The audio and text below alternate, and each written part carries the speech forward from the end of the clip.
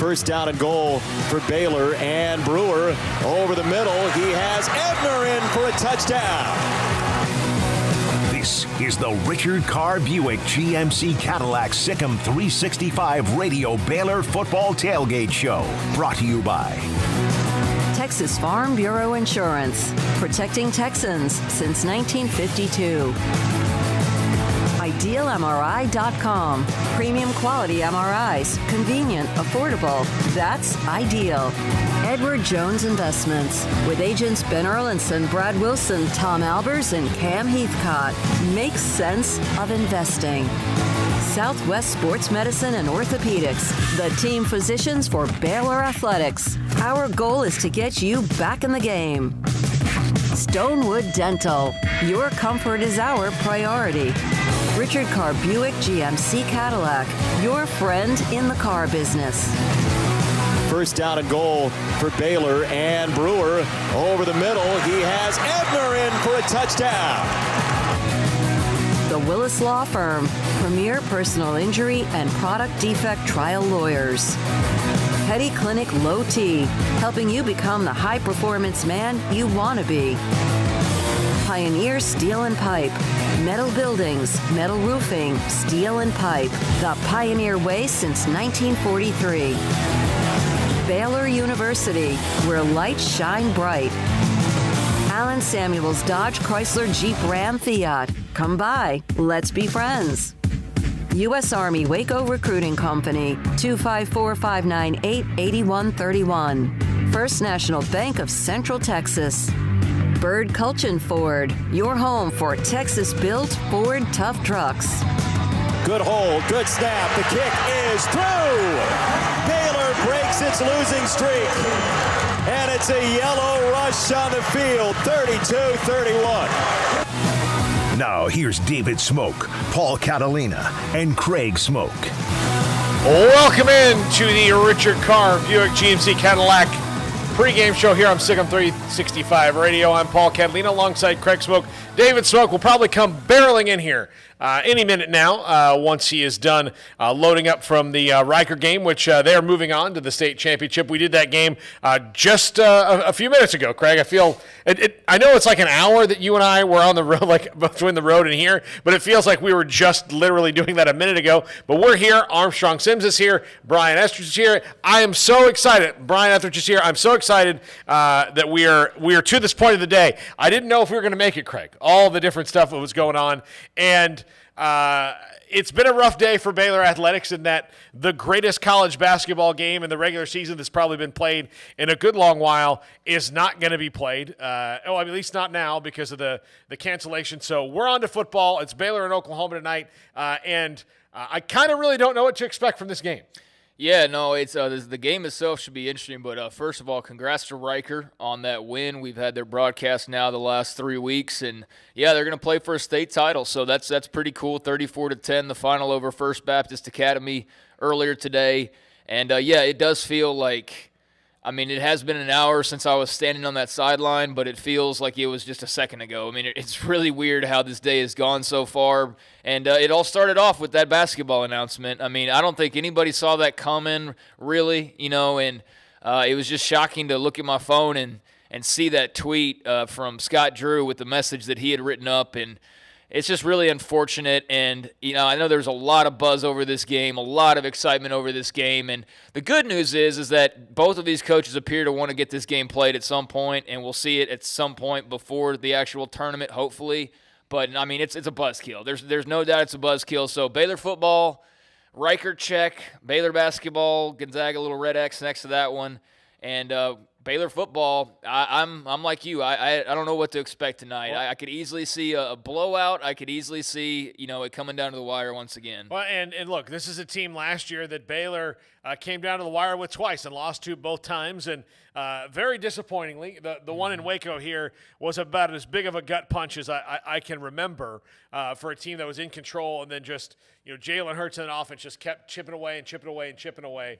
And so they're back to play again here. And part of the reason I don't know what to expect, Craig, is we didn't know until, really yesterday whether Oklahoma was going to really be able to show up and play because of COVID-19.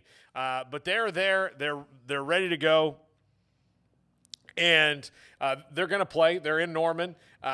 You look at what's happened for both these teams this year, and it's been, two divergent paths. But Baylor is coming off a win for the first time since the opening game of the season. They're 2-0 against the Sunflower State. How does that translate here tonight against Oklahoma? I don't know, but I do think it's probably better that they're coming off a win than coming off what would have been another loss. Yeah, I'm not really playing it too much into the who Oklahoma might be missing game. Like, I know they're going to be missing some players, but I don't even want to really focus in on that because, even with Oklahoma missing players, odds are, unless it's all 22 of their starters, they're still more talented than Baylor. Let's be honest about the situation. So even if they're missing some key guys, yes, it could have an effect on the game, but it's not as though that's like free and easy path to a victory in Norman today. So, yeah, Baylor's going to have to play really, really well. And, look, just this week alone's been, I don't know about you, Paul, but for me, this week's been a lot more enjoyable just not having to talk about another loss. Yeah. And having to say the same things over and over again about this team that we've been saying all year because they've been making the same mistakes. And so that's what it looked like we were going to have to do after the first half last week. I was dreading. I was like, oh, my gosh, how are we going to talk about this type of a loss now? And fortunately, you had a little Charlie Brewer magic. That's what I hope to see carry over today because I don't think Oklahoma's going to let that offense do exactly what it was doing against Kansas State last week. They're going to look at what made Baylor click, and that was Charlie, and they're going to try and shut that down and make them win other ways. And, Baylor has to realize that, and they're going to have to have, put together a great game plan this week because they're going to have to throw a little something different out there, and, we'll see what they do. 254-339-1122. That's the Riverbend Liquor and Wine text line. That's also the number to the Impact Health Labs caller line. We've got a caller on the line. Armstrong, who is it? Yeah, we got T-Rex. That's the leadoff hitter. He's our Ricky Henderson. T-Rex from Norman. Hopefully not incarcerated yet. Hey, gentlemen, real quick, Paul, you're very hard to hear. So just let you know that. I can hear not Colt, but Craig pretty easily. So you may want to adjust the settings there. Just a heads up. Anyways, I'm here in Norman. I've been here since yesterday. Heads up, apparently the governor of Oklahoma closed their bars down at 11 o'clock. That's why we live in a free state of Texas where we don't believe in that crap. Anyway, so that's the first victory over the Oklahoma today. Our bars close at 2 a.m. because we're free Americans. Anyway, I've been here drinking since about 12 o'clock. My bar tab is definitely over $100. So don't tell my fiance because she's going to be mad that we joined accounts this week. And she's going to see it. So rest in peace, me. Anyways, I got a crazy feeling today. Anything's possible, right? Hell, like I said, I have a fiance. Anything's possible. So even the Baylor Bears can win in Norman. We've only won here one time. That was 2014. We remember old Stoops' brother playing 10 yards off the ball with the defense. I don't know if that's going to happen tonight, but hopefully we take advantage of the asterisk/COVID. I'll take a victory with an asterisk all day long in Norman. So we'll see what happens. Good day. A lot of great fans here, a lot of Oklahoma fans, appreciating us coming. So it's going to be a beautiful day, win or lose, no matter what. Quick things. Y'all asked earlier in the week, would I be satisfied with one victory? Or, this is a question to all fans. Would we be satisfied with one victory for basketball? Well, we only were able to get one victory, so I'm pretty dang satisfied, I guess. Yeah. We couldn't get the second one, so that one goes out to you, Little Smoke, as I call you, Chris. So we're pretty satisfied because we couldn't lose. So hey, it is what it is. It sounds like they wanted to play, but and maybe we had Notre Dame on lock as a backup for Ashley Hodge, but it didn't work out. So you know what? Nickel State on Tuesday. I'll see you there in Waco. Other things that matter though. We play today. I just want to see a fight. That's all I care about. Win or lose, I have no expectations necessarily for tonight, but if we just play a game of football, then it's a victory in my mind. We have the taste of victory again. We've won 2 games. It's been a rough year, multiple factors. We've talked about it all year long. But I think when you're the team who has nothing to lose, that makes you the most dangerous team. I called him yesterday, and I mentioned that. So anything's possible. A loss today, as long as we play respectively, it's a win to me. But I'll tell you right now, if we somehow miraculously, align the planets and we pull off a victory, you may never hear my voice again because they're going to lock me up because I'm going to burn this entire town down. Sic'Em Bears, that's all I got to say. All right, T-Rex, thanks a lot. Good luck not getting thrown into the pokey. Yeah. I don't think that would be that much fun. Well, here's the thing. I don't know if he realizes, though, like, maybe he does, but Oklahoma has 3-2. Do they still, though? I don't think they still do. They still? I don't think they still do. I might be wrong. They don't. On that. They don't have 3-2. They got rid of 3-2. I think so. I went to watch Florida State get dismantled by Oklahoma one time, and my friends and I we were drinking all day long. I was like, man, I feel good. Yeah. And then somebody was like, well, it's the 3-2, and I was like, oh. Yeah, come on. They've changed it as of a couple of years ago. Okay. It's now up to nearly 9% alcohol and then 15% alcohol, 9% alcohol and wine up to whatever. It's higher than it was the 2-3 beer that you were referring to, because I had that back in the day. And, yeah, you can go through a few and you're like, man, I'm killing it today. And you're like, yeah, but you've only really drinking like 2, even though you've had 6 of them. So, that's something you got to be careful of. But I felt like Andre the Giant. Right, yeah. Yeah. It's like, this is amazing. Yeah, T-Rex, appreciate your enthusiasm, man. And, you're right. This team has nothing to lose. I mean, Nobody's expecting them to win this game. Nobody's even really given too much thought to them even having a chance to win this game. I doubt Oklahoma's really given much thought to them winning this game. Their fans sure haven't. So, coming in off of a win, I think that matters a great deal, and it gives you a little bit of something. I don't know if it's enough to get over the hump today, but tell you what, man, this team has a chance. I mean, with the way this defense is able to get turnovers, you get 1 or 2 of those early on, are able to convert. I mean, get them on their heels. Now, as we saw last year, once they're on their heels, you got to finish them off, and getting them on their heels will be the hard part to begin with. But if they can, they've learned lessons playing Oklahoma, and they can apply those lessons today. But no, it's going to be a tough test, no doubt. And even if they aren't able to walk away with a win, similar to what T-Rex was just saying there, I think you can walk away feeling better about things still, even if you're not, walking away with the victory. Now, that's not to say that you want, the loser's mentality of like, oh, we got better today. But when you're talking about playing Oklahoma, not many people do beat them. So if you do have a good, strong showing, I think that goes a long way. And, hey, look, next week, Oklahoma State, not trying to look too far ahead, but they're not really in a whole lot of good shape right now. They got beat again today, so, win today maybe, and then who knows, maybe you close out with a nice little win streak. It's all out there on the table for them. Yeah, it is, and I don't I want to see them get better each week. That's what I think I want to see with Baylor. They only have 2 more games to play, and then maybe a bowl game. And I don't know if that's really going to happen, but the amount of bowl games that there could be, like everybody's eligible for a bowl game this year. That's what they said. Mm-hmm. But bowl games are dropping left and right. Yeah. I mean, so again, I don't know if you're a bowl game, if you're going to be that desperate enough to grab a team that has 2 or 3 wins on its schedule. And look, Oklahoma State's game, from what it looked like a month ago to now, to me next week is now completely different. I mean, it is, because Oklahoma State is not what they thought they were, for sure. By the way, you know who else is not getting better today is West Virginia, who Iowa State is throwing into the river, man. Like, they're just – I kind of had a feeling that was going to happen, and Grace and I went back and forth a little bit. Maybe I think it was Grace, and I don't quite remember. But, yeah, I don't know. I did not have a great feeling about West Virginia in this game, and, it'd be one thing if it was in Morgantown, but the fact that it was in Ames and they're riding this momentum, I'm not too surprised by that, actually. But, yeah, Iowa State's loaded for bear, man, and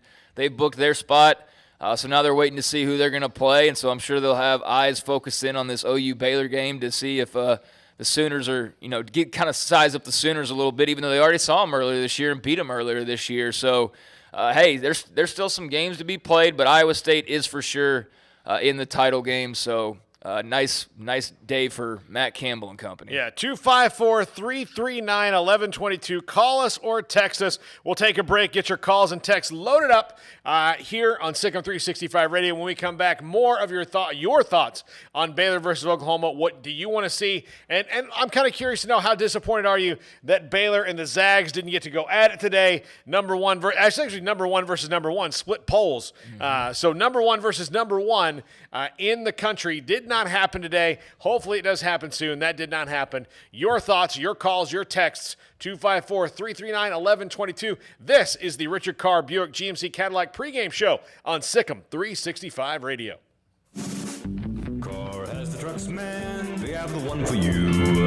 Got short or long bed, silver, black or blue. Texas size selection, great prices too. Richard Carr, he has the truck for you. Carr has the trucks, man, he has the truck you need. If you want the best truck, you want a GMC. Texas size selection, great prices too. Richard Carr, they have the truck for you. It takes time to reach goals. It's a truth that applies to more than sports. It goes for your financial goals as well. You work hard for your money, and you deserve an investment strategy that lines up with your game plan. And Tom Albers, your Edward Jones financial advisor, can help. If your financial investments aren't putting forth the effort you desire, stop by today for a financial review. Tom Albers, 4301 Lakeshore Drive, 254-776-7605. Edward Jones, member SIPC. At Baylor University, students find their place to shine. They're faithful friends and inspirational leaders. They're championship teammates and independent thinkers. They're on the cutting edge of high tech and in the halls of history. If you want to make the world a brighter place, you can. And if you want to shine in your own way, you can. The spark you need is already inside you. Bring it to Baylor, where lights shine bright.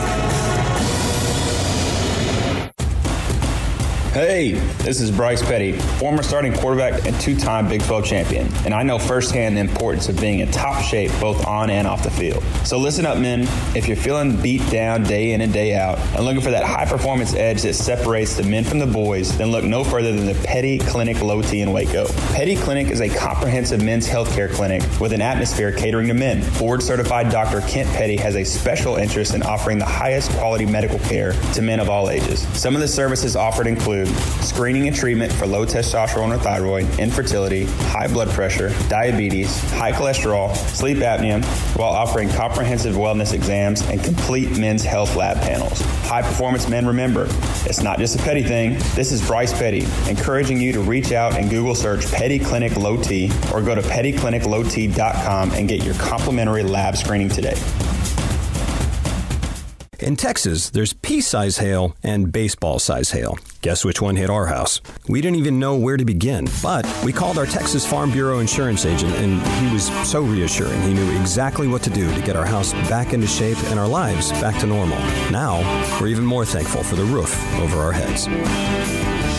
Stop by and see our agents at one of our 3 McLennan County locations. Coverage and discounts are subject to qualifications and policy terms and may vary by situation. Texas board-certified personal injury trial lawyer and Baylor alum David Willis and Baylor alum Parker Willis are ready to help if you or a loved one has been wrongfully injured in an auto accident, SUV rollover, industrial accident, 18-wheeler crash, or were seriously injured by a defective product or recalled drug. Call them for a confidential and free case consultation at 1-800-GOT-HURT or visit them at texastriallawyer.com, principal office in Houston, Texas. This is the Richard Carr Buick GMC Cadillac Sic'Em365 Radio Baylor Football Tailgate Show.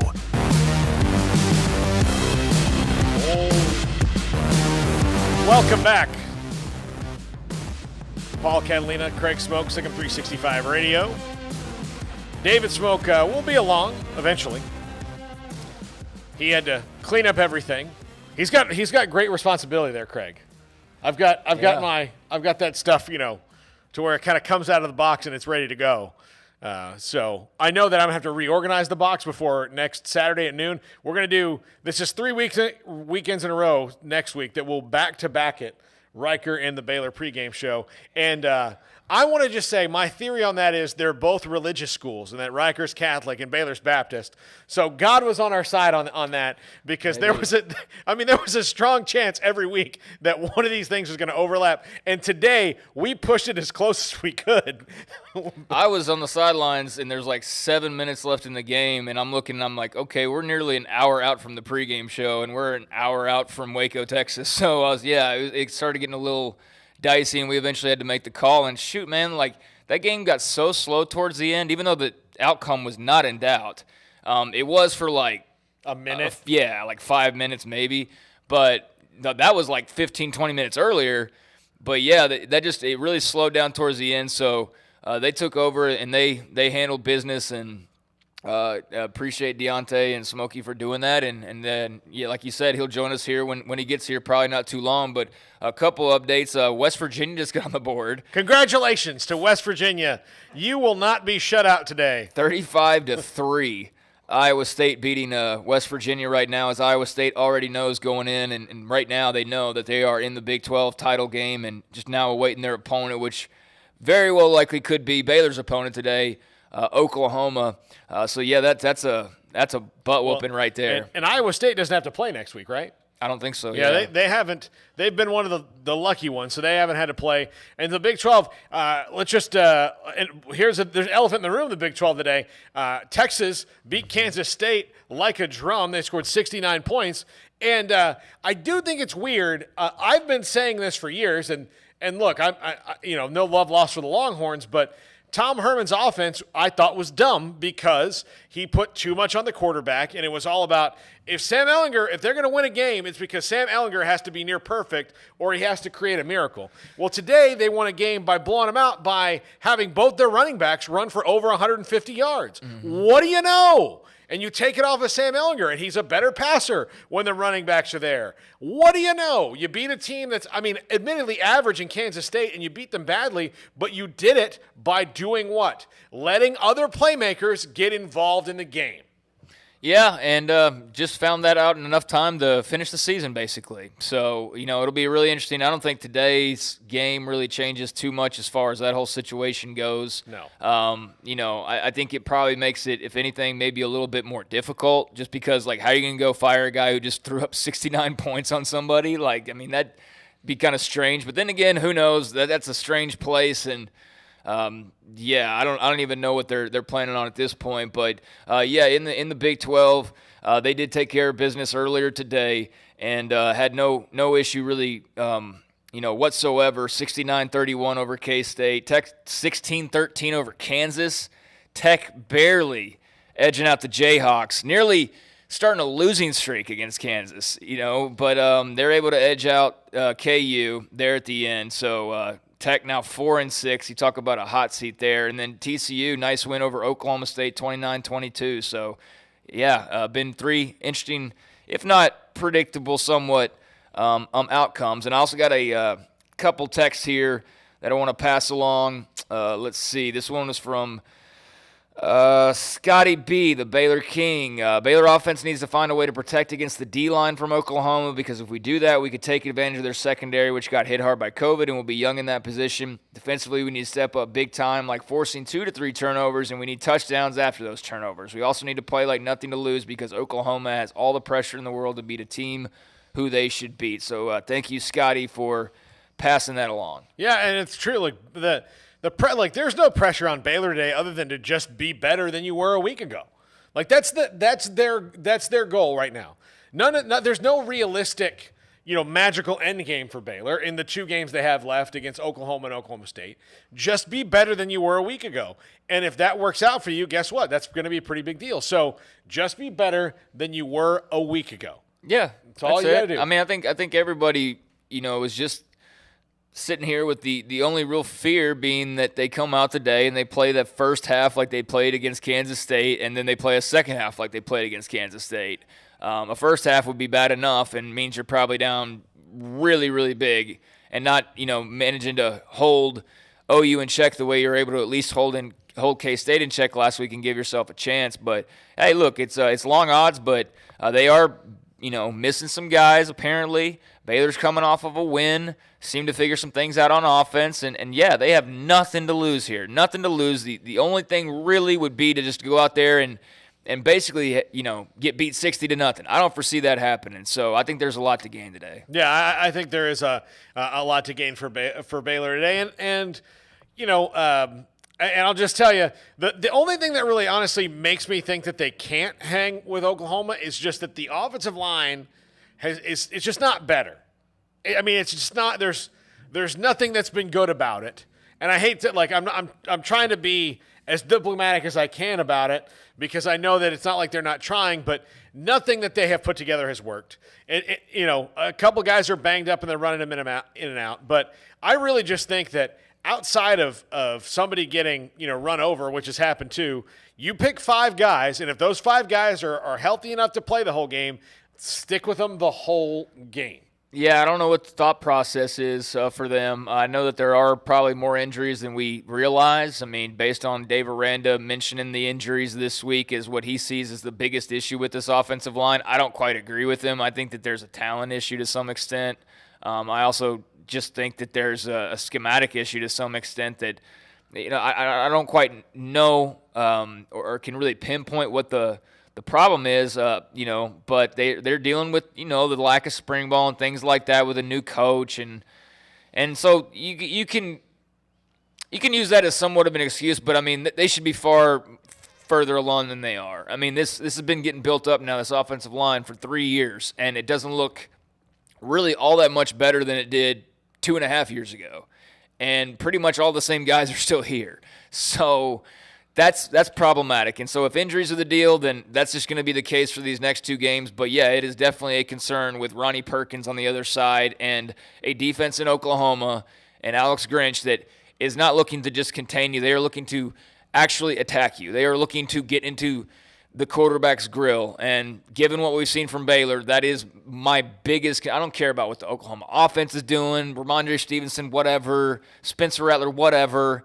I don't care. It's that Baylor offensive line and whether or not they can give this offense any time at all to try and put something together. Yeah, and Craig, you kind of hit it on the head. There's definitely a depth issue because you have to ask yourself the question. And I remember doing this with the Cowboys when they kept kind of trotting out Terrence Steele and not moving Zach Martin over earlier this year. Now, of course, that's a moot point because Zach Martin's hurt. But I think Smokey might have just gotten here. Yeah. Actually. So whatever that is, like whatever it is, but you have to look down like, okay, so you're telling me that these are the best 5, and then there's like a couple other guys that have like gotten nibbles.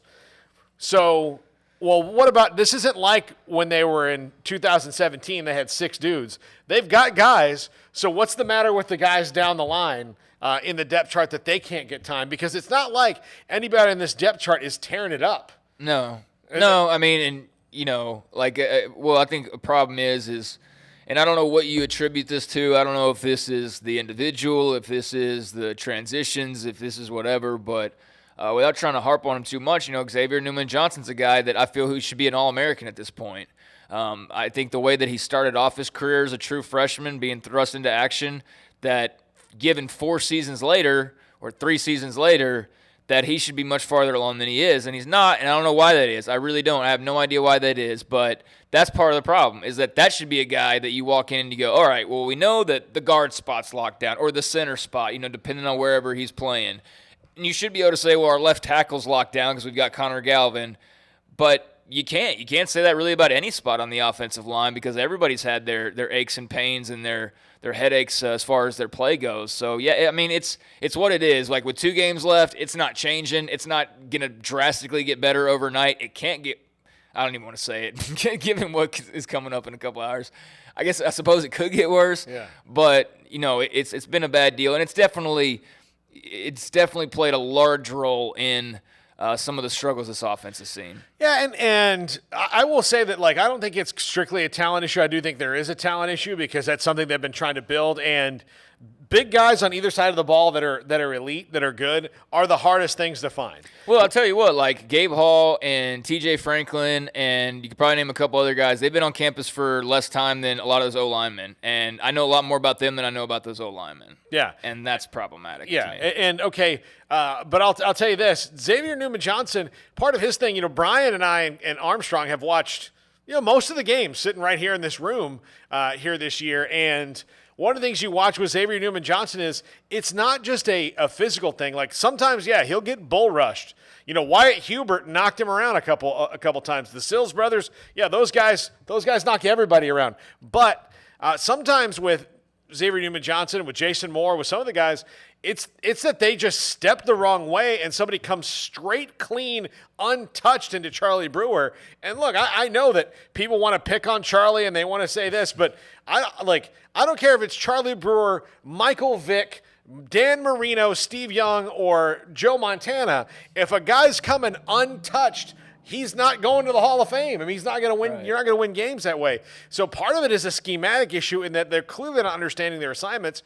For Xavier Newman-Johnson, I thought all year long that sometimes he steps the direction he would step when he's playing center at guard, and it's different, and he's not somebody who can balance that. He needs to be one or the other, and that's it. Some guys can move around. You know, we had Gabe Eichert on the show yesterday from Oklahoma that played at Oklahoma. He played a lot of positions. He could do that. The Cowboys teams in the 90s had guys that just moved all around. Some guys are, you are a left guard or you are a left tackle. And when you move to the other side, you're just not that. And that there's nothing wrong with that, but identifying that problem and addressing it is something that the Baylor staff has not done yet. And maybe it's because they just haven't been able to do it because of how this year has been. And I do think that the position group that's hurt the most by not having an offseason and not learning the new ways and, strength training and all that is your bigger guys. Your offensive and defensive lines will probably struggle a little bit more because, they don't get the runners are going to run. Those guys are going to do that. Like, you can kind of get away and, be fast and go catch passes and make plays athletically. But when it's about the trenches, I think losing that offseason was so huge for them. Yeah, I mean, it was. We said this for 17 weeks now or whatever it is. It was huge for everybody. I wrote an article about it this week, how much it set them back. That's obvious, but, you know what? Tonight it doesn't matter. It doesn't matter that they had no spring ball. It doesn't matter that they had short and fall practices. It doesn't matter that they're banged up. None of that matters. All that matters is whoever's available, go out there and play well. That's all you can do.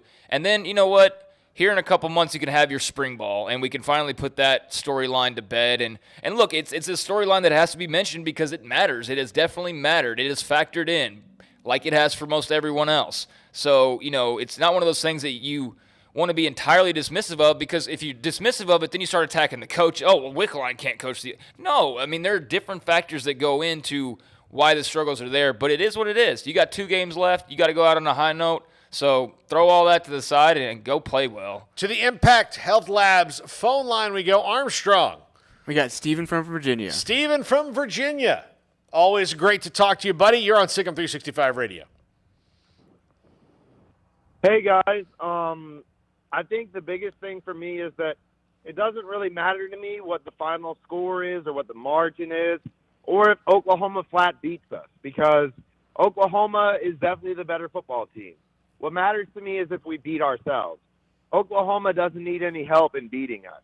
So if the boys go out there and play clean football and, Charlie just can't get any time and, they're doing their best and, there's not a lot of penalties and Oklahoma's just better than them, I can sit back. I'm calm about this.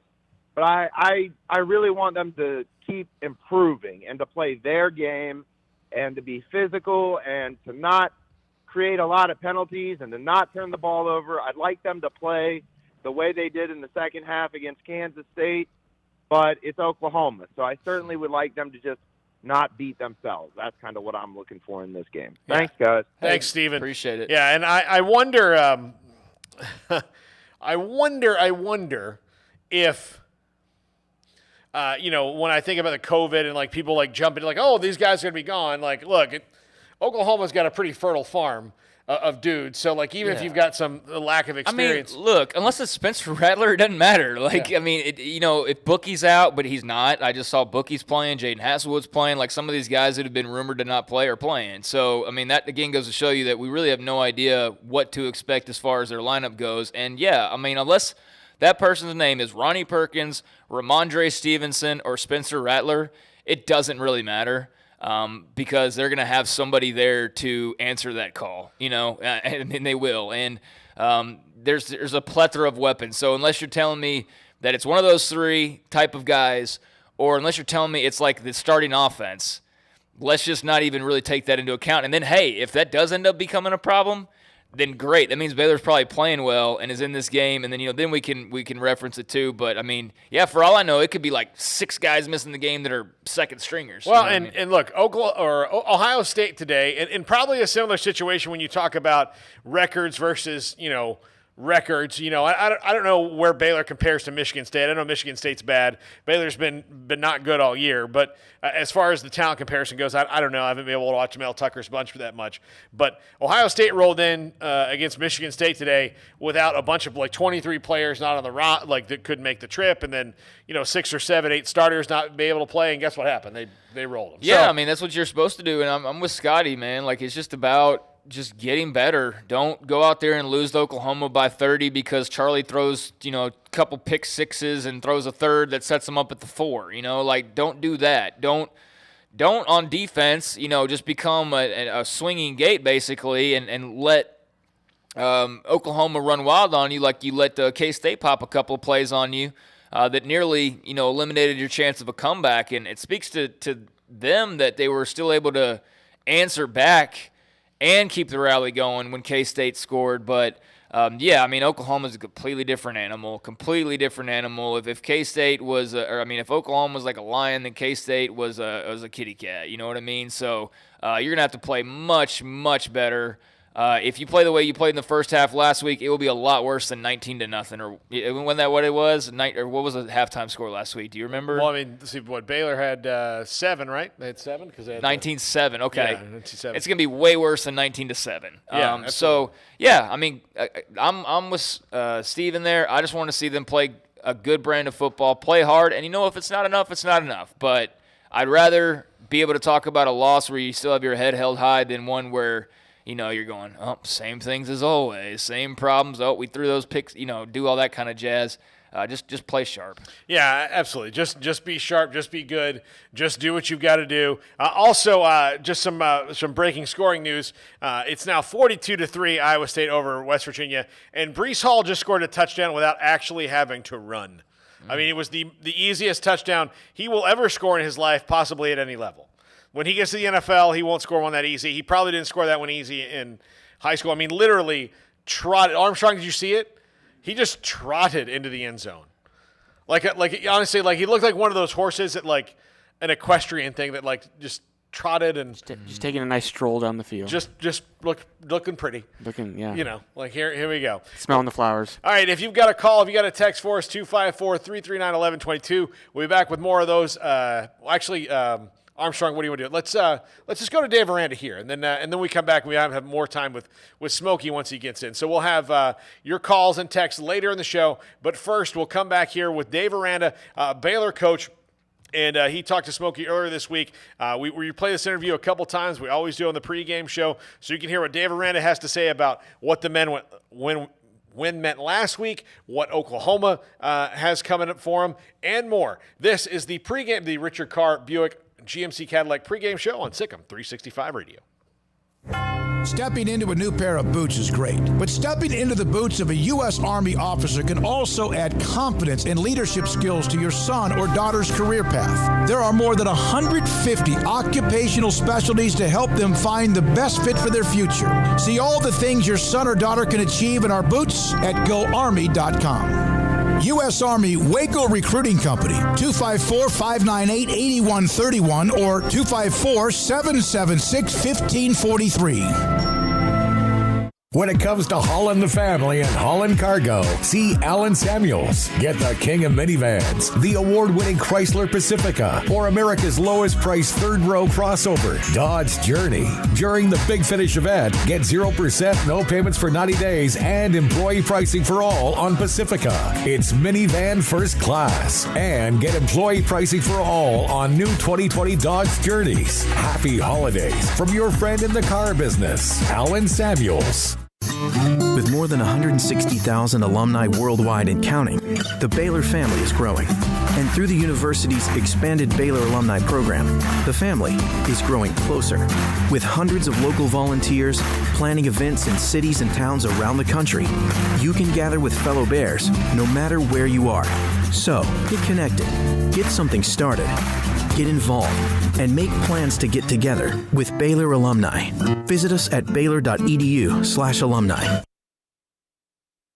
Boozers is the wedding ring store and more. If you're ready to get engaged or already married and want to upgrade your wife's ring for a special anniversary, Boozers is the place to go. With the largest selection of premier quality diamond engagement rings and wedding rings in Central Texas. They have 7 cases with over 300 styles of rings from top designers like Natalie Kay. Choose from yellow, white, or rose gold, plus beautiful top quality loose diamonds. With an in-house jewelry, they can also custom make anything you want. Bring in a picture or drawing and let Boozers create your one-of-a-kind pendant or ring. They can even use some of your old gold and diamond jewelry to create something new. At Boozers, you'll find a great selection of quality timepieces, and Boozers is the place for expert watch maintenance and repairs too.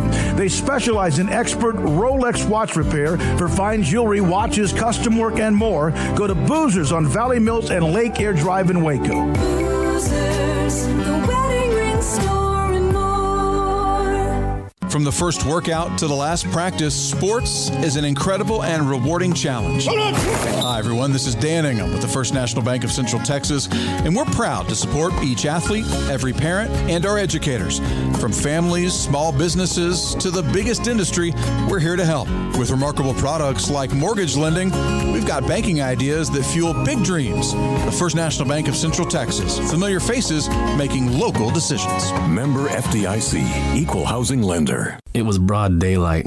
I stepped into a gas station for 5 minutes to grab a snack, and just like that, my car was broken into. They made out like a bandit. My laptop, my phone, everything. I called my agent to see what could be done, and he restored my faith in humanity. My claim was processed so quickly, and I was able to recover my losses. Stop by and see our agents at one of our 3 McLennan County locations. Coverage and discounts are subject to qualifications and policy terms and may vary by situation.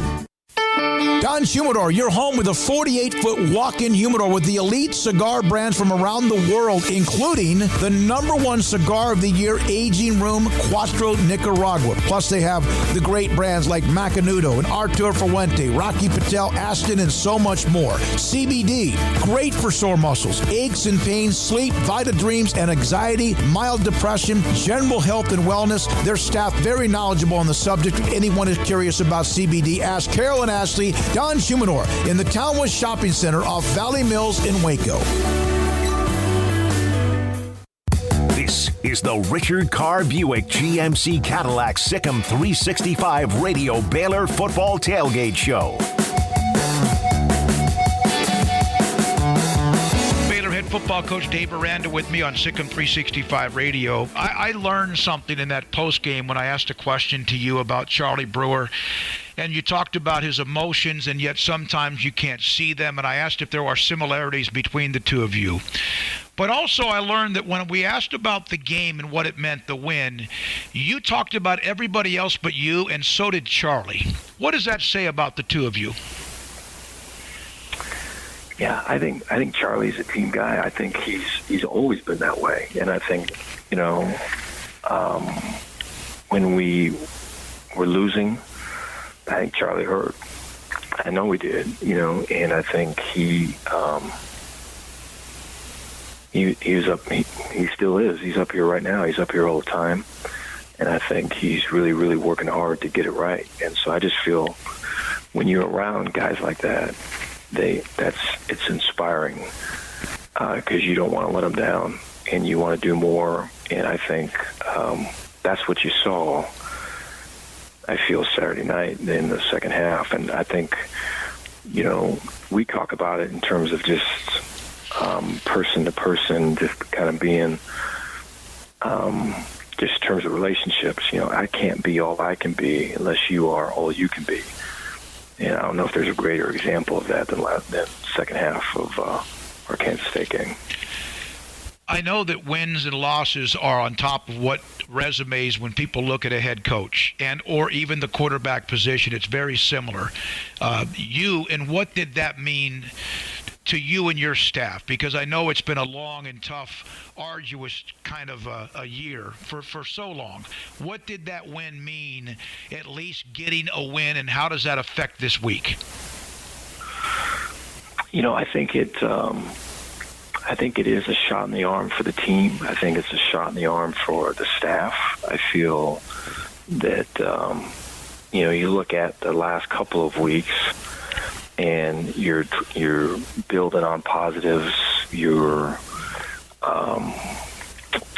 getting really detailed about how to stomp out these negatives, and then you're focused on building your team and continuing to learn and grow. And I think the Sundays, the Mondays are tough, and then by the time we get to Tuesday, it's a great Tuesday. And then you have a great Wednesday, and you have a great Thursday. And for however many weeks, that's what it's been. And so I think that came out a little bit when we were talking last, because that first half of our game, this past Saturday was not what we've been through the previous weeks. And so to get back to that and to have everything else kind of settle, and for us to start focusing on the stuff we can control, that was us. And so I think when you have a win, it can accelerate some of those Sunday, Mondays, grind that we've been working through. Why can't the offense play like that in the first half? Well, we have, yeah. Yeah, in Iowa State you did, and Texas Tech, yeah. Right.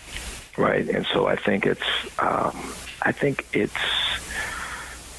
there is a confidence piece there. I think guys looking for guys to make plays. Are you going to step out there? Is it me? Am I stepping out there? Or I thought it was you. I think there is some of that, and I think to have Charlie be the guy stepping out there, is rightfully so. That's the right guy. But then you look at, like, in the second half, you look at the big, Ebner turning on the screen, and you look at a couple hard runs with John, and you look at some clutch catches with RJ, Taekwon on the slant. So just guys just fed off of guys making plays. And so, I think once if you've done it one time, you can do it again. If you've shown you can do it once, you can do it again. And so I think that's been the message here since Saturday night. I have to be honest. On Saturday at halftime, I had asked you last week about do you ever think about rock bottom? And I was thinking maybe this is the rock bottom, because obviously these next two opponents you're playing are really, really talented and very good, and so is Kansas State. Was that any? I mean, did you kind of go into halftime like, golly? And are you a fiery speech guy? And did you say anything in particular? Did you peel the paint off the wall? That doesn't seem to be you, but what was said? No, I think I always try to see what's going wrong, and then do everything we can to try to address what's, being honest about what's wrong, and then work to fix it. And I think, what I saw was just the losing creeping in, and guys getting out of the moment, not focusing on the job that was at hand, but focusing instead on stuff you can't control. And that's the 1-5. That's the here we go again. That's the I was afraid of this happening and all of that. That's I think the penalties were that. I think the stalling on offense was that, and some of the miscues on defense I feel was that. And so I think addressing that, being real honest about it, and then focusing on just what we can control, being in the moment, taking advantage of the opportunities we have, and really speaking specifically to Lovett and Ebner and Charlie, RJ, a couple of our core guys that, we got to focus on doing your job. You do your job, the rest of the guys are going to climb in this thing with you. And that's what we did. You made a comment that Charlie, at the end or sometime during the game, said they're going to have to basically kill me to beat us or whatever. And I had an athlete tell me, hey, that's said all the time. People say that all the time, but not everybody says it, and surely not everybody, when they say it, do they succeed. And the fact he actually said it and then did it, how important is that? Yeah, I think it's important, and and when he said it, I think it's also what I would add to what you said there. I think everything you said is right. I agree. But the thing I would say too is it would be, I think there's certain folks that say stuff like that all the time, and then there's others that really don't say anything. So when they do say something and there's emotion behind it, because I know when he said it in the huddle off on the sideline, all myself and all the 10 other guys all kind of turned and looked at him in his eye, and all of that was real, man. So he's coming, and so I think everyone felt that for sure. And then I think on defense, everyone could see it, and so I think we talked about Saturday night just going to the sidelines and saying, "Hey, this is what our guy is doing. We got to back his play." And so it was inspiring. Your players love him. There's no question, and they love everybody. Everyone's all in. There's always going to be some things, clicks, whatever, some back and forth. But R.J. Sneed, when he was asked by somebody about whether or not they believed in Charlie to take him down the field, he said, "Have you all forgotten what this man has done over the last 3 years? Isn't that also something that you've hung on to as well, and the team has hung on to despite the tough times throughout the year?" That's a good question. I sometimes wonder how much, and this is all hard to talk about because I don't want it to sound as an excuse. I think, one of the things I could have done a lot better at the beginning of the year was to make sure that both sides of the ball going into it, plans were tighter. And I feel like that's something that I didn't do. I feel that we've tightened down on everything we're doing from probably the West Virginia game on, I feel, and we've gotten better because of it. I think a lot of that is knowing our people. And so what I was about to say was, not having spring and not going through that. It's almost there's a recipe there of not good things when you're talking about not knowing your people, and then coordinators and coaches kind of separate, right? Just studying tape all day, right? Because at that point everything's good. Everything's a good idea because there's nothing that doesn't work, right? There's nothing that doesn't need fixing. There's just, hey, this is good, that is good.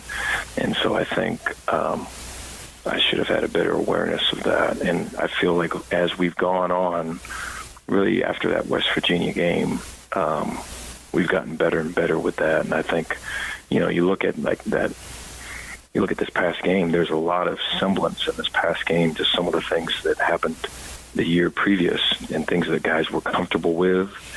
And it's kind of morphed into that.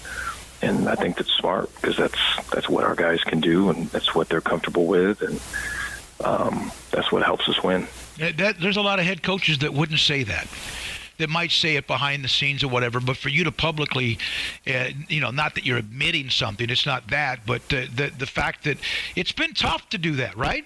It's been kind of hard to maybe have this thing cohesive across the board. Well, you just don't know. I think you have an idea of who your people are, but there's a fair amount of work we've done on just knowing who our people are as people, first of all, and just with everything off the field. And I think we're still learning that. But there's a lot of work that goes in, and then you talk about who they are as players, and is it best, are they best in press? Are they best off? Are they best with option routes? Are they best with this or that? One high, two high? Are they best, in the slide? Are they best on the outside? There's a bunch of stuff, and it keeps on going. And then, quarterback-wise, full field reads, half field reads, 1-2 out, move in the pocket, checking this, checking that, or just let it play. And so I think all of those things, you always have an idea when you start, but you don't know until you know. And I think not having some of that time, we learned it early in the year, and I feel we've adjusted and gotten better because of it. There are players who are the ones everyone sees, and you've lost some key players along the way. That happens every year with attrition, injuries, whatever. But there's Jaron McVay. I'm going to bring him up. He doesn't give attention. He made a tackle inside the 5-yard line that prevented an easy touchdown, and they settled for a field goal. He's now learned both safety positions. He's also learned to play the star linebacker position. And isn't that really, when football is the ultimate team game, someone like him is one of the examples of having to do so much and then being counted on to do it when his time comes, an ejection, an injury, whatever else? I agree. Yeah, I think that's a great example of the team. I think that's us in a lot of ways. As you look at guys that are doing whatever they can, whatever is within their power and their limits to help. And I mean, that's how I feel, and when I'm around our team, that's the vibe that I get. And, there is a piece of me that feels like it's good that other people see it too, that they see the sacrifices guys are making, because they've been making it under some tough circumstances. Whether it's off-field stuff, on the field, not having the success that we all want. And so for them to keep at it and stay with it and then get recognized, it's good. Dave, one more thing. You obviously now move on to play Oklahoma. They've been part of the standard of college football for decades, except one stretch maybe in the late 90s before Bob Stoops arrived. You were at LSU, and they have their history as well. You've been at places that have had a history. What do you think of when you think of Oklahoma football? For me, I think of Coach Stoops. I remember being at Tech and our first year there. That was the year that OU won it all. So I remember walking off the field, and I think people were throwing oranges on the field and stuff. And so I remember those years. I remember their linebackers. I remember their they had a shifty little running back, was really good. And so just there's a great history there. I know it goes further than just Coach Stoops, but just for me, my personal experience, it's that. But I know a lot of their staff. I'm friends with them. They were on the staff that I was on, a lot of them. When I was at Tech, I think their O-line coach, Bill Beanbo, and I shared an office for 3 years. And so Bill's a great person, great coach, and so it's I have a lot of friends over there, a lot of respect for them. I know they're going to come out swinging, and so are we. It's a great venue, and it's a great time slot, and I'm excited for the opportunity. Dave Aranda, head football coach at Baylor, on Sic'Em365 Radio. At Ideal MRI, we feel blessed to be part of the Waco community. We're a small family business here in Central Texas. At times like this, the cost of healthcare has never been more important. And unfortunately, significant illnesses and injuries still occur. And that's why Ideal MRI is open and here to serve you through this difficult time. So if you need an MRI, ask your doctor about Ideal MRI. You can schedule online in minutes at idealmri.com or call 833-IDEAL-MRI.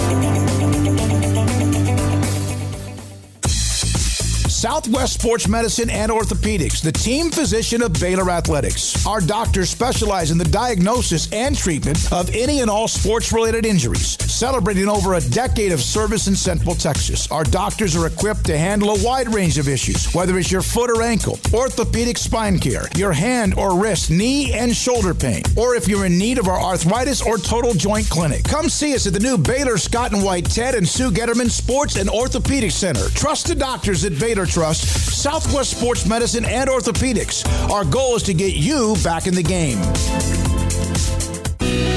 Let Camille Johnson Realtors guide you seamlessly through the process of buying your dream home or selling your current one. Commercial, farm and ranch, or residential, Camille Johnson Realtors can smoothly and successfully lead you through any transaction. With a team of 28 experienced agents who are excited about serving you, Camille Johnson Realtors services the entire greater Waco area. If you're in the market to buy or sell, contact Camille Johnson Realtors, 104 Midway Center in Woodway, or find them online at www.camillejohnson.com. Camille Johnson Realtors, elegant, charming, warm. Welcome home. Born in Waco, Brotherwell Brewing exists to serve the Central Texas community with locally crafted beer of the highest quality. They want to bring Central Texas closer to the brewing experience so everyone can enjoy well-made beer as much as they do. For 2.5 years, they've been bringing high-quality beer to Central Texas at their location on Bridge Street in East Waco. And this football season, you need to stop by on game day for curbside pickup or stop by their tent next to Sic'Em365 at Brazos Parking for your pregame refreshment. Brotherwell Brewing believes in community and bringing people together to enjoy products made in their community. So for your game day, whether it's a tailgate or at home, stop by Brotherwell Brewing for high-quality craft beer made right here in Central Texas, 400 East Bridge Street, and check them out online at brotherwell.com. It's the heat of the summer, but the real heat is what you're cooking on the grill, smoker, or in the oven. So Waco Custom Marketplace can be your go-to playmaker for summertime grilling. You can't go eat anywhere else? Be your own chef with custom-ordered and cut ribeyes, sirloins, fillets, New York strips with a focus on high-quality beef at a competitive price. Waco Custom Marketplace also has fresh deli cuts with sliced turkey, ham, pepperoni, or corned beef. Waco Custom Marketplace also your home for the freshest seafood in town. Salmon, shrimp, mahi-mahi, great priced chicken products, whole birds, tenders, chicken breast, and wings. Waco Custom Marketplace with smoked items unique to Waco, house-made bacon, summer sausage, boudin, hot links, and German sausage. Every seasoning for every occasion, grilling, baking, or frying. Your hometown grocery store with canned goods, pasta, fresh baked bread, buns, chips, sauce, condiments to pickles, charcoal and lighter fluid, cold beer and wine, best kolaches in Waco, mouth-watering cinnamon rolls, and here for the community every single day, helping you avoid the long lines in crowded stores, serving quality products to the Waco community. Go online for the weekly value boxes. Family owned and operated Waco Custom Marketplace, 425 Lake Air Drive in Waco, or WacoCustomMarketplace.com. This is the Richard Carr Buick GMC Cadillac Sic'Em365 Radio Baylor Football Tailgate Show.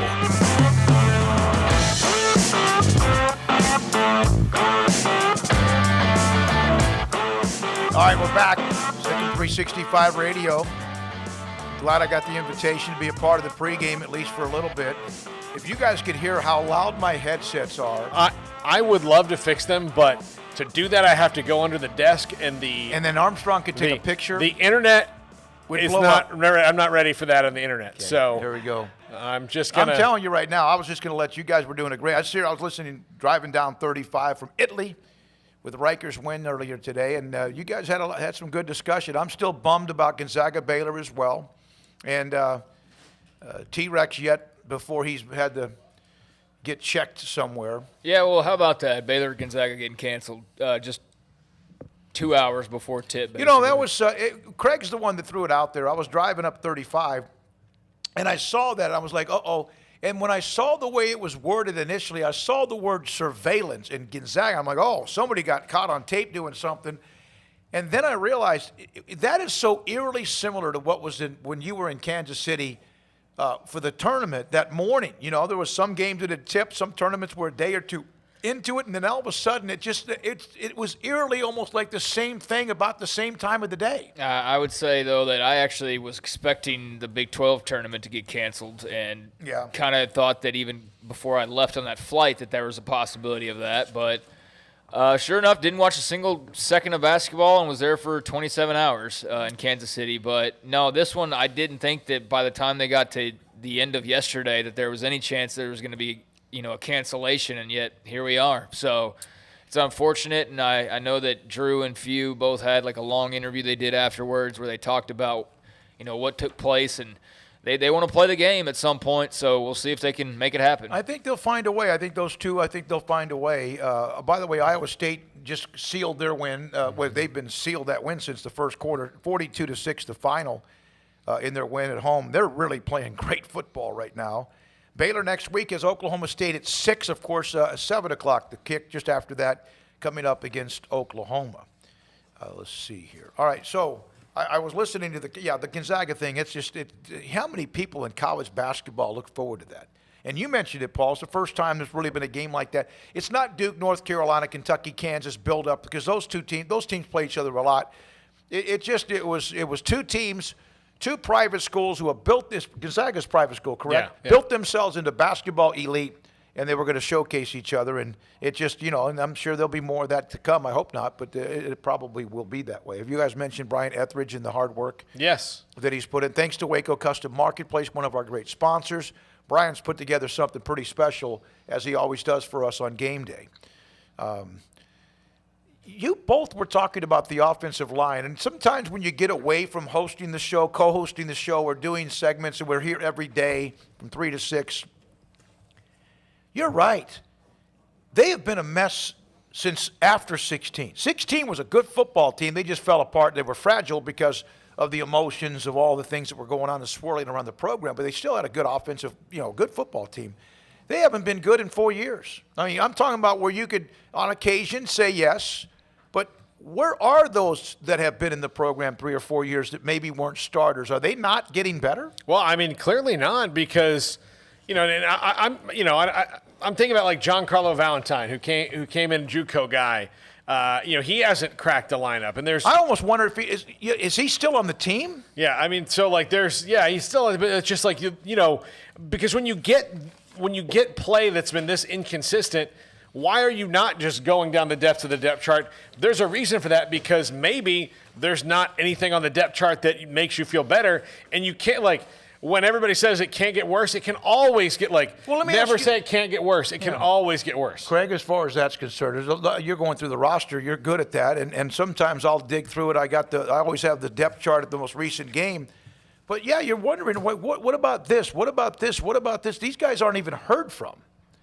Well, again, it's, a combination of injuries, and I know people don't want to hear the obvious reasons why. It's a combination of spring football, we covered that, and that's what the reasons are to some extent, but I'm not an offensive line coach, and I guess I played offensive line like Pop Warner when it doesn't matter, but I don't know O-line. I can't pretend to sit there and watch Jason Moore play, for example, and really have I'm not going to BS the audience, okay? Yeah, I'm not going to pretend like I know what the technique and all of that is, but so because of that, I can't tell you what else it might be other than the issues that we've stated. But, you look at the O-line. Harrison White, haven't heard anything from him. He's just a redshirt freshman, though.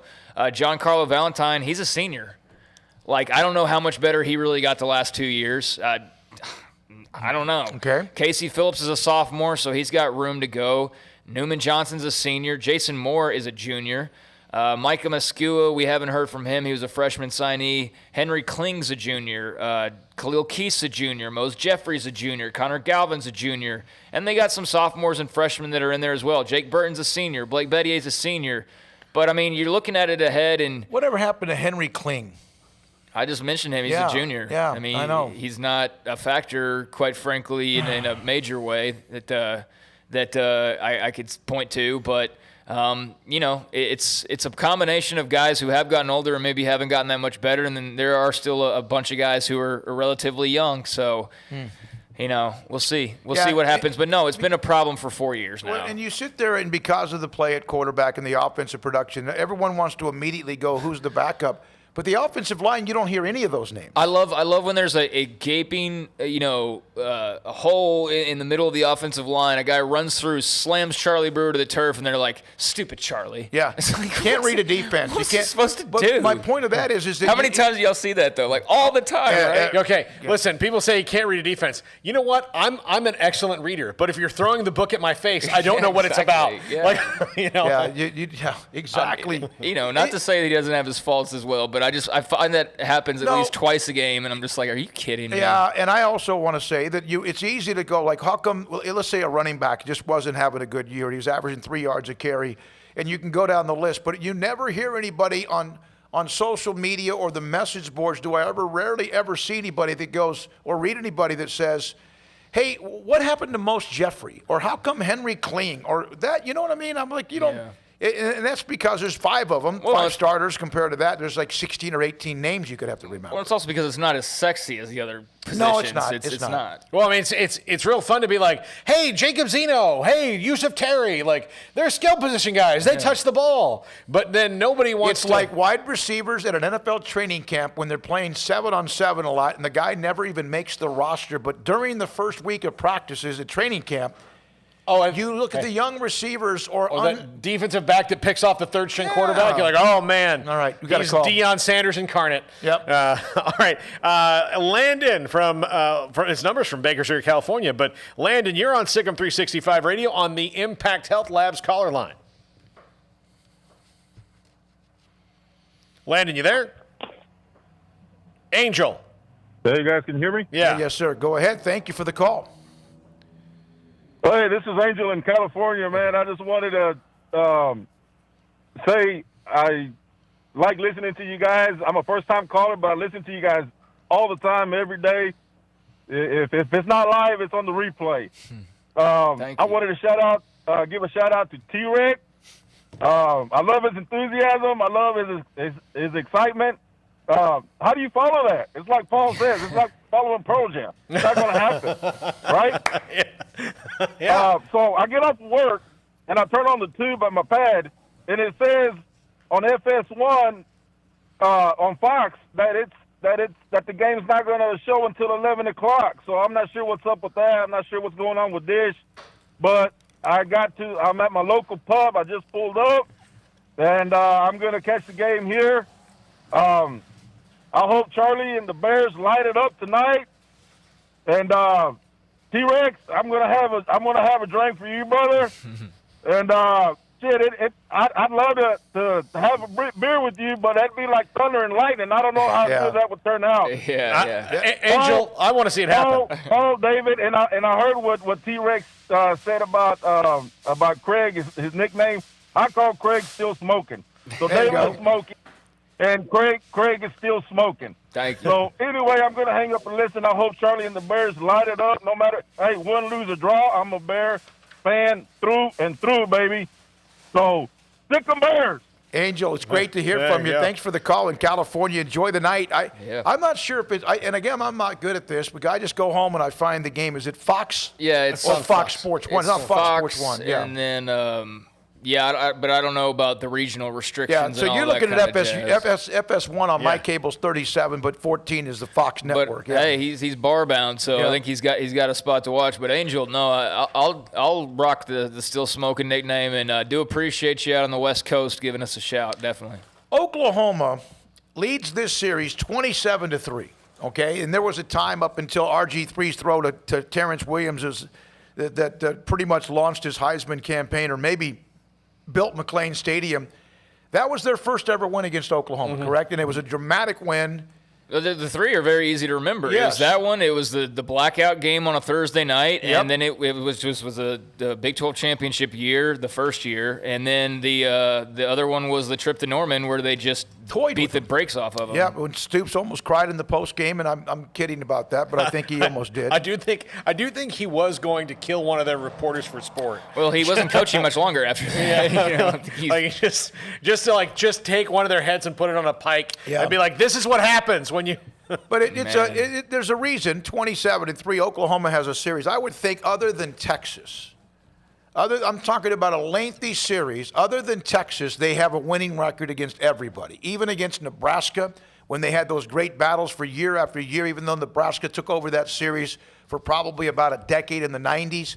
I would think that they have a winning record against everybody that they've played lengthy amount of time. Iowa State, yes. Kansas State, yes. Even though Kansas State and Iowa State have gotten them a couple of times. Obviously, Texas Tech. The Missouris and the Kansas, and all those.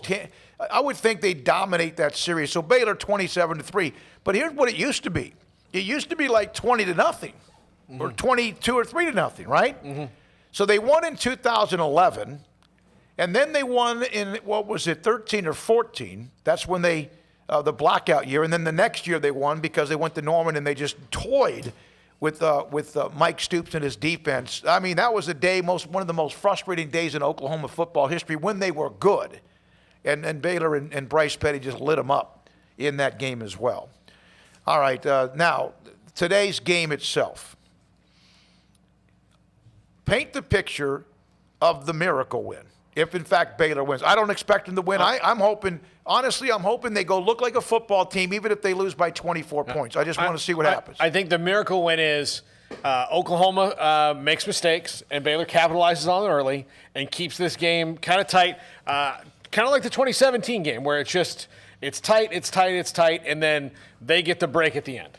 That's the miracle win to me, because I don't see this being like Oklahoma comes out flat and Baylor wins by 21 if they win. The miracle win is Baylor's able to keep pace one way or the other, and they get a break at the end. Yeah, Baylor's going to come in and run the ball and move the chains. You guys have had a long day, I can tell. It's fun to think. Yeah.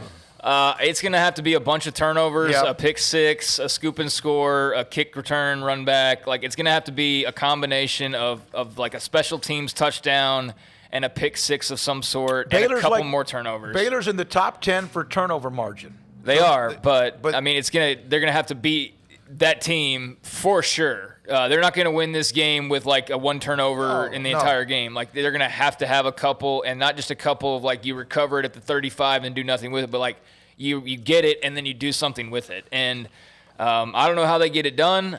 I'm very curious to see what the offense looks like tonight because, like I said earlier, I think that Charlie's going to be player number one in the crosshairs of Oklahoma, not as a thrower, but as a runner. And they're going to spy him, and they're going to be ready for it. So I'm very curious how they try to move the football because they've tried other ways, and those haven't worked. And what finally worked was Charlie running.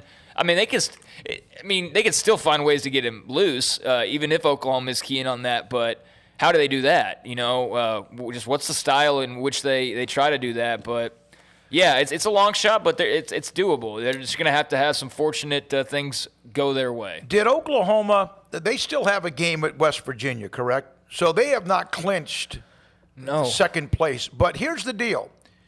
When Iowa State came back to beat Texas, we were told that knocked Texas out of it, correct? Essentially because what they would need is Oklahoma to lose twice. But that can happen. Which could happen, but yeah. So Texas wins. They're 5-3. Oklahoma State's now 5-3, but they've lost to both Oklahoma and Texas. And OU beat Texas. And they beat Oklahoma State. So they've owned the tiebreaker there. It would get into – I'm sure there's some analytical thing that turns out to be where something works out. But that loss by Oklahoma State today at TCU, to me, all but eliminates them, barring a complete collapse by Oklahoma. And Oklahoma winning today means that West Virginia doesn't matter now. I still think they'll win that game, but because they have that head-to-head, they can still have that loss and get in the Big 12 title game. So you could end up with 5 teams. Probably not, because some of them are going to play each other. They have a buffer zone because of the head-to-head right now. So Oklahoma has a head-to-head against Oklahoma State and Texas. They still have to play West Virginia, but they now are 2 games back of Oklahoma with 2 games to play. So that'll be interesting how that works out. And Texas has Kansas next week. Iowa State hasn't won a conference title in football since 1912. 1912. They were in the Missouri Valley Conference. On occasion they would jump up and they would they would win a game, whether it was against Nebraska or Oklahoma or someone. And people found out that they won that game on the Telegraph. Yeah, that's how. Yeah. No, but Iowa State would beat Texas like on a random occasion or someone like that. But that would be like their 1 of 3 wins or whatever. And yeah, I mean it's impressive what Matt Campbell's done. I mean, I don't know that he's going to be there for the next 10 years and build a dynasty of any sort. And this year too is just so strange that. I know for Iowa State it'll be the same as though it was like the most regular season of all time. Mm-hmm. But I think you do look around the league and you go, well, good for them for taking advantage because in normal circumstances they might still be the best team. but I think they probably have an extra loss somewhere along the way. Yeah, they do, and they've taken care of those. The trap game, not the trap game, but the game where Texas, that would have thrown the conference into complete disarray, which would have been fun. I would they like lost to see right out of the gates. But yeah, they lost to the University of Louisiana, and then they lost that game as well to Oklahoma State. All right, when we come back, we come back and give our predictions and a couple of other notes today. Armstrong Sims, great to see you. Didn't say hi to me when I walked in the door, but that's okay. Brian Etheridge with Waco Custom Marketplace on the grill. It smells delicious. Appreciate that. I think there's a couple out in the car on the side street that might be smoking a doobie. Really? I mean, based on their age. Am I right, Brian? Based on their age, they were doing it for glaucoma. So. Okay. Hey, whatever works. When we come back, we'll all throw up our predictions, look at the standings. Sic'Em365 Radio. Car has the trucks, man. They have the one for you. Crew cab, short or long bed, silver, black or blue. Texas size selection, great prices too. Richard Carr, he has the truck for you. Carr has the trucks, man. He has the truck you need. If you want the best truck, you want a GMC. Texas size selection, great prices too. Richard Carr, they have the truck for you. At Baylor University, students can shine in their own way. Or should we say their own ways? Because there's no limit to the ways Baylor students make the world a brighter place.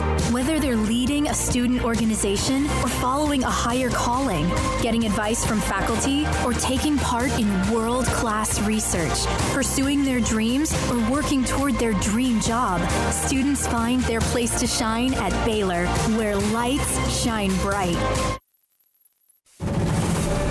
MP Electric has developed a quality-oriented electrical contracting service in more than 20 years in the industry. Led by President Mark Perry, our electricians go through a 5-year apprenticeship program, are licensed by the state of Texas, and getting continuous education annually upon renewal. In great part, the success of MP Electric lies with its management and professional expertise of its employees. All of our employees share a dedication to quality and commitment to serving the needs of our customers. For new construction and remodels, parking lot, lighting and surge protection, landscape lights, security lights, troubleshooting and repairs. For industrial manufacturing, food and beverage, paper and publishing, heavy industry, cement and rock crushing plants, water distribution plants, and utilities. For 20 years, MP Electric has serviced industrial, commercial, and residential products. We do service right. MP Electric Inc. at 1890 Galaxy Road, Waco. MPElectricusa.com. What you do in privacy is your own business.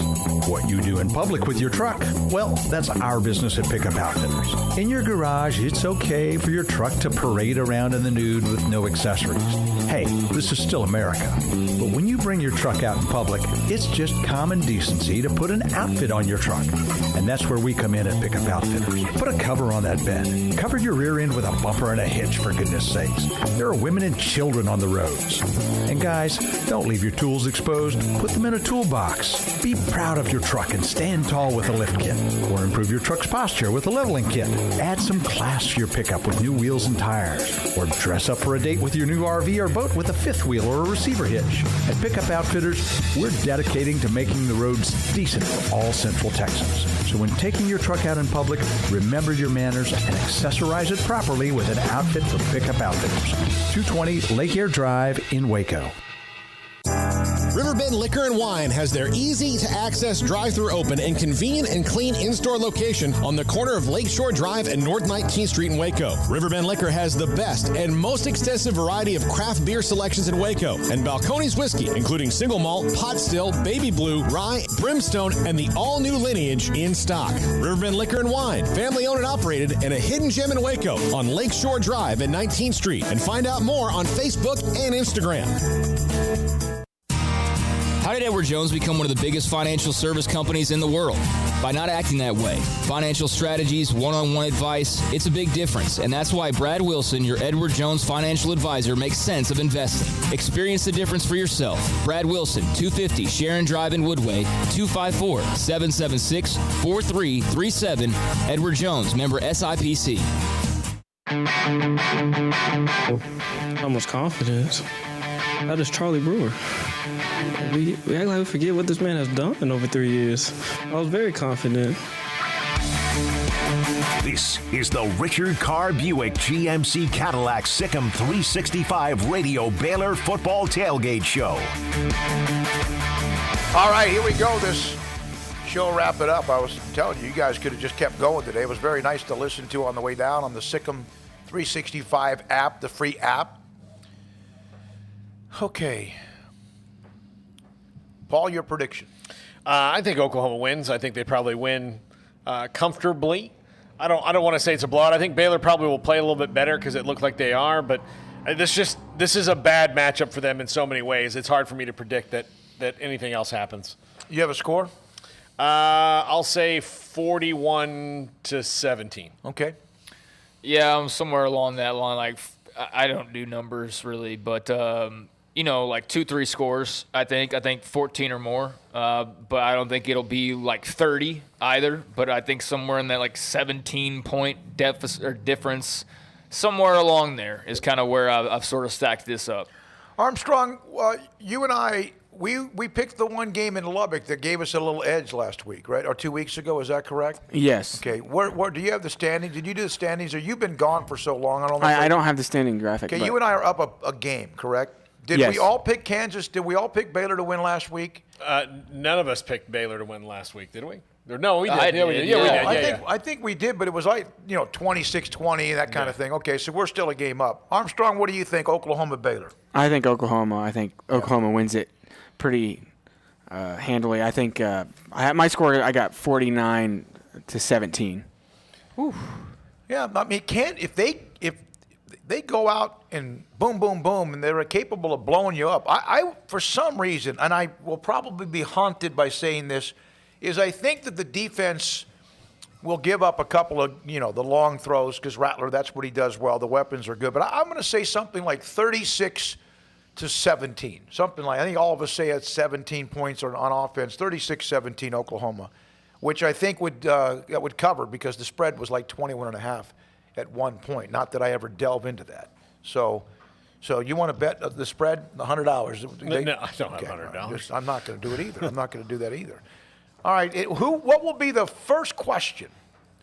John Werner will ask the first question because he is Sarah McClendon. Is that right? What's her name? The lady at the White House? Sarah McClendon. I always think of Helen Thomas. That's it. That's Helen Thomas. So what will the first question be? What will it be about in your I don't know. opinion? What's this article about? Because that's what it's going to be about. I mean, on Saturday night. There might be. It's going to be, Dave, how do you feel that looked tonight? I mean, that's something in that realm. All right, let's ask outside of winning or losing the game, what will be a question that might be asked after this one tonight? What can you do about the offensive line to protect Charlie? I mean, it should be the question you're asked because I think that's going to be the big issue. Like, is there anything you can do about it with one game left? The answer is no. No. No, you are who you are, right? I mean, you're 8 games into it after tonight. I wonder if it will be something to the effect that it's Quaylen Jones who missed the game last week, who had the nice game against Texas Tech. Now you're kind of, if you have Ebner, Lovett, Jones, whoever, Tay McWilliams, and then of course they had the injury to Squirrel. Does that mean you don't have one? No, I think it means they got several. Okay. No, they got running backs. I mean, that's not the problem. And see, I don't think that logic applies for skill positions as much as it does. Did y'all watch John Lovett run into a wall over and over again last week? Yeah. That ain't John Lovett's fault. I mean, No. John Lovett, every carry he had practically last week, go back and watch. He slams into the back of his offensive line And every time. Sometimes because they're coming backwards. Yeah, and so what's he supposed to do about that? Nothing. And Quaylen Jones was plenty talented. Treston Ebner's plenty talented. I mean, these guys are going to be potential NFL players, so it's not the talent level. It's the way they're being put into position, or it's the fact that no matter what position you put them in, the other players cannot hold up their end of the bargain. And, tonight that's going to be a really tough task. I think, too, the Baylor secondary is going to get a little test tonight because they have not played a quarterback with an arm as good as Spencer Rattler's. They haven't.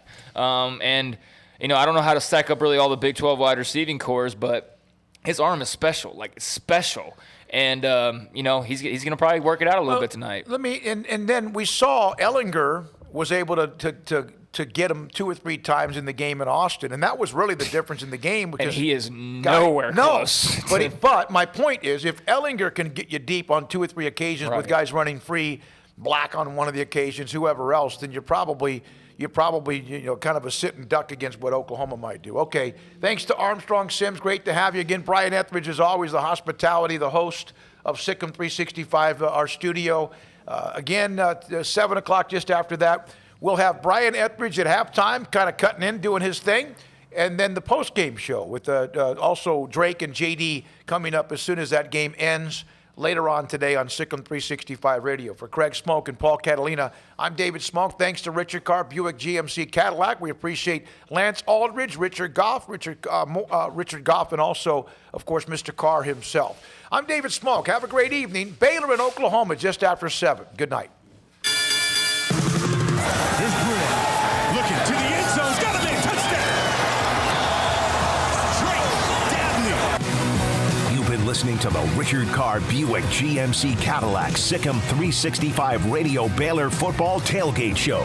Brought to you by Texas Farm Bureau Insurance. Protecting Texans since 1952. IdealMRI.com. Premium quality MRIs. Convenient, affordable. That's ideal. Edward Jones Investments. With agents Ben Erlinson, Brad Wilson, Tom Albers, and Cam Heathcott. Makes sense of investing. Southwest Sports Medicine and Orthopedics. The team physicians for Baylor Athletics. Our goal is to get you back in the game. Stonewood Dental. Your comfort is our priority. Richard Carr Buick GMC Cadillac, your friend in the car business. That one picked off, and it's a pick 6 by Jalen Petrie. The Willis Law Firm, premier personal injury and product defect trial lawyers. Petty Clinic Low T, helping you become the high-performance man you want to be. Pioneer Steel and Pipe. Metal buildings, metal roofing, steel and pipe. The Pioneer way since 1943. Baylor University, where lights shine bright. Allen Samuels Dodge Chrysler Jeep Ram Fiat. Come by, let's be friends. U.S. Army Waco Recruiting Company, 254-598-8131. First National Bank of Central Texas. Bird Culchin Ford, your home for Texas-built Ford tough trucks. Brewer looking to the end zone. He's got a man.